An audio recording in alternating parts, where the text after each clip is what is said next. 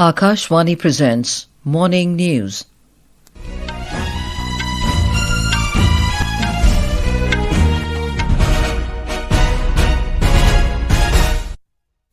Good morning, I'm Anuja Kumar. The headlines.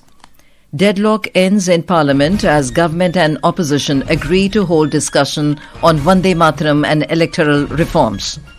Prime Minister Narendra Modi renames Prime Minister's office as Seva Tirth. Raj Bhavan and Raj Niwas also renamed to Lok Bhavan and Lok Niwas. President Droupadi Murmu to grace Navy's operational demo in Thiruvananthapuram, Kerala today. Chief Election Commissioner Gyanesh Kumar to assume Chairship of International Institute for Democracy and Electoral Assistance in Sweden today. In hockey, hosts India enters quarter-final of FIH Men's Junior World Cup beating Switzerland 5-0. And in men's cricket, India to face South Africa in second ODI in Raipur, Chhattisgarh this afternoon.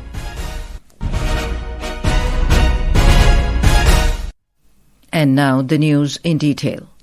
The standoff between the government and the opposition in Parliament was resolved as both sides agreed to hold a discussion on the national song Vande Mataram as well as electoral reforms. After 2 days of chaos and disruptions, Lok Sabha Speaker Om Birla held a Business Advisory Committee meeting with floor leaders where it was decided that a 10-hour-long discussion on electoral reforms will be held in the lower house of Parliament on the 9th and 10th of December.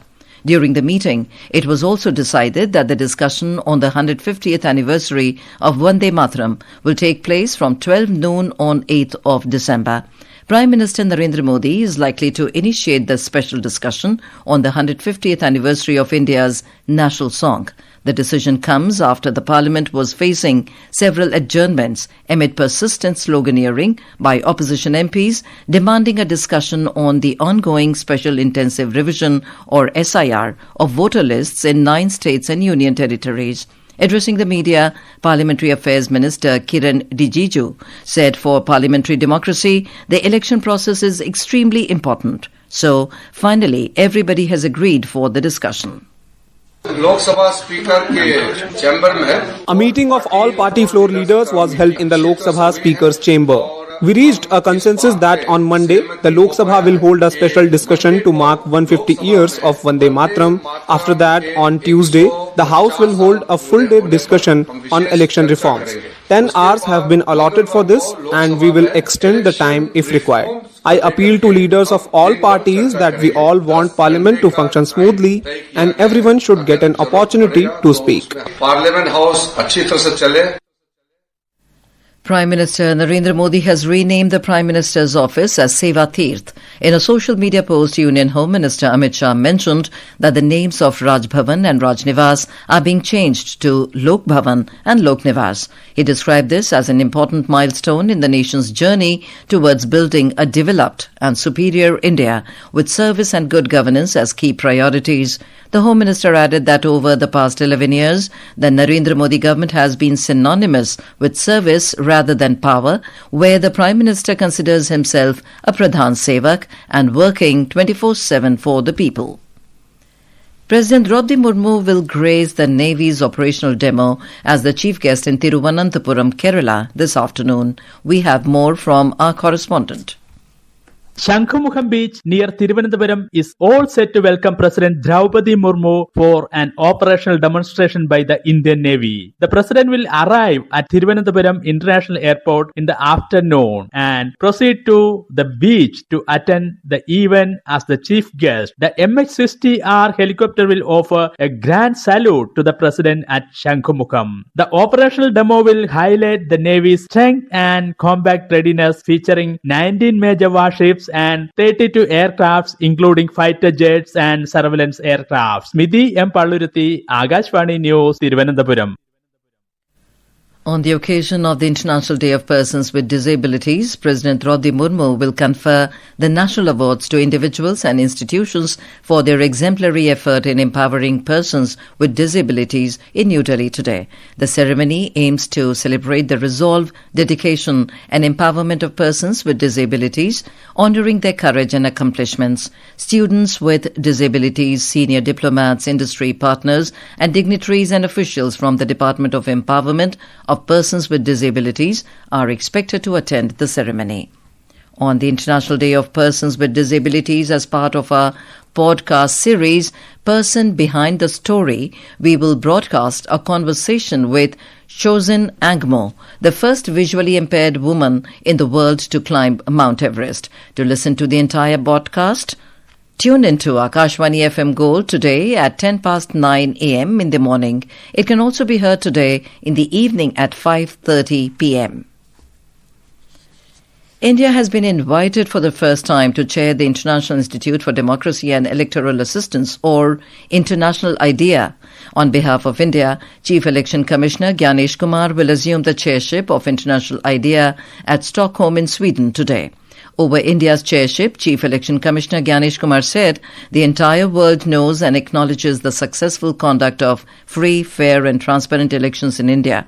He further said that it is a moment of great pride for all the citizens and election workers of India. The entire world has recognized and acknowledged the successful conduct of free, fair and transparent elections in India, and for this reason a prestigious group of 37 democratic countries has invited India to the chairship of the International Institute for Democracy and Electoral Assistance, International IDEA, for the first time in its 30-year history. This is a matter of immense pride for all citizens and election officials of India. The Union Home Ministry has appointed Senior Advocate Madhav Khurana as the Special Public Prosecutor for conducting trial and other matters in the case related to the November 10 car blast near the Red Fort that claimed 15 lives. According to a government order, Mr. Khurana has been appointed Special Public Prosecutor for 3 years on behalf of the National Investigation Agency, or NIA, to conduct trial and other legal matters before the NIA Special Court and the Delhi High Court.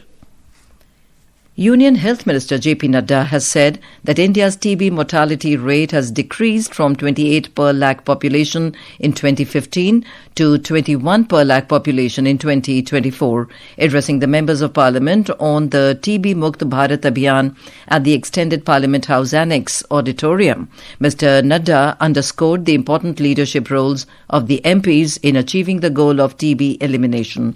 He urged the MPs to monitor the campaign in their respective constituencies, raise awareness and reduce stigma around the disease and mobilize the community to actively participate in the campaign.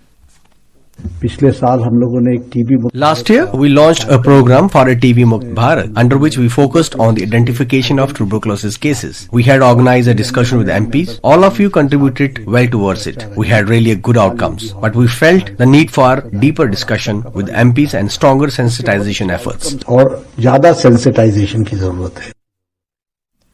National Highways Authority of India, or NHAI, has signed an agreement with Reliance Jio to deploy telecom-based safety alert systems across national highways.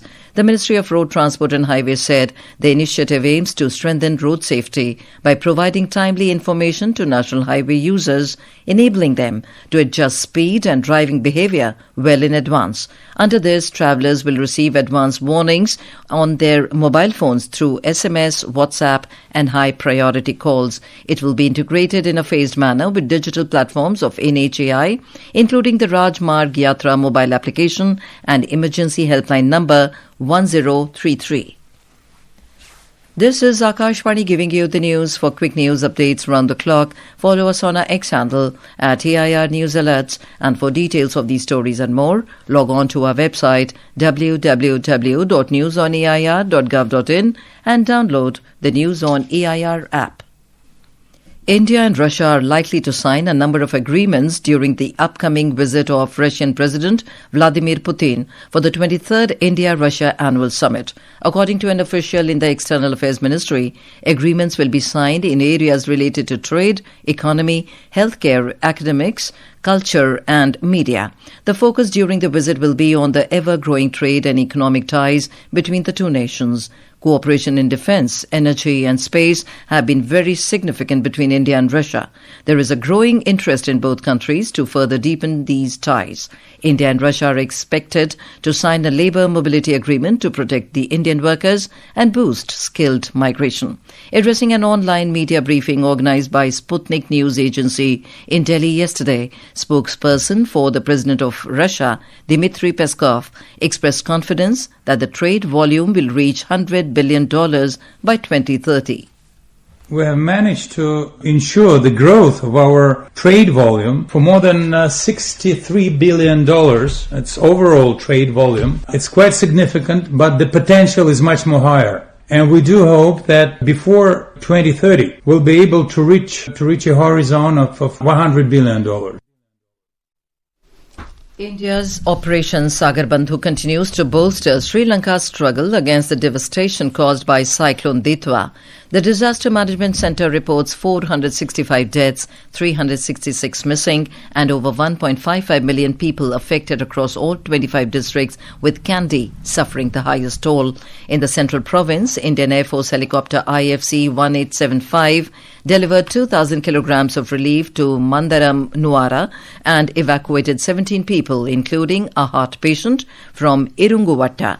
Another sortie airlifted 24 passengers, a pregnant woman, 5 children and foreign nationals from Kotmale to Colombo, while IFC 1885 transported 2,000 kg of aid and 19 troops to Puramadulla.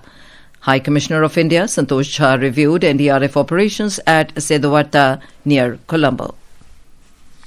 The 4th edition of Kashi Tamil Sangamam, which aims to strengthen the age-old relationship between Kashi and Tamil Nadu, started yesterday. The first delegation of 216 members from Tamil Nadu reached Kashi, and they will be engaging in many activities today. The delegation will visit the Faculty of Arts Tamil section, Atal Incubation Centre, Ideation Innovation and Incubation and other places, and interact with the BHU students before visiting Sarnath. And in sports, in men's hockey, India thrashed Switzerland 5-0 to qualify for quarterfinals of the FIA Junior Hockey World Cup 2025 at Madurai International Hockey Stadium in Tamil Nadu. Manmeet, Shardanand Tiwari and Arshdeep Singh found the net for India. The hosts finished on top of Pool B with 9 points from 3 games. Shardanand was awarded the player of the match. And in men's cricket, India will face South Africa in the second match of the 3-match ODI series at the Shahid Veer Narayan Singh International Stadium in Raipur, Chhattisgarh this afternoon. The match will begin at 1:30 p.m. India currently lead the series by 1-0 after defeating the Proteas by 17 runs in the first ODI. Led by Virat Kohli's 52nd ODI ton and Kuldeep Yadav's 4-wicket haul, India registered a dominant victory in the series opener. And now for a look at today's newspapers, it's over to Subhadra Ramachandran. Thank you, Anuja. Mobility Pact, arms talks on Putin visit agenda. India to press for S-400 missiles, Su-57, reports the Asian aid ahead of Russian President 2-day visit to India. To strengthen its strategic forces, India to induct 3rd nuclear ballistic missile submarine Arid Monsoon, notes Hindustan Times. The statesman carries the government clarification on Sanchar Sathi app. Headline says, Sanchar Sathi, not a surveillance but a safety tool, can be activated, deleted anytime. Rohingyas can't be described as refugees, states the Supreme Court, under the headline in the Times of India saying illegal migrants have no legal rights. FIFA World Cup 2026 to be the biggest ever when 48 teams will be competing across 3 nations, writes Financial Express. And finally, the Indian Express mentions about Pune researchers finding a spiral galaxy like Milky Way from early universe, one of the earliest to have been observed so far. And with that, it's back to you, Anuja. Thank you, Subhadra. And now, before we end the bulletin, the headlines once again. Deadlock ends in Parliament as government and opposition agree to hold discussion on Vande Mataram and electoral reforms. Prime Minister Narendra Modi renames Prime Minister's office as Seva Tirth. Raj Bhavan and Raj Niwas also renamed to Lok Bhavan and Lok Niwas. President Droupadi Murmu to grace Navy's operational demo in Thiruvananthapuram, Kerala today. Chief Election Commissioner Gyanesh Kumar to assume Chairship of International Institute for Democracy and Electoral Assistance in Sweden today. In hockey, hosts India enters quarter-final of FIH Men's Junior World Cup beating Switzerland 5-0, and in men's cricket, India to face South Africa in second ODI in Raipur, Chhattisgarh this afternoon. And with that, we end the morning news. Have a nice day.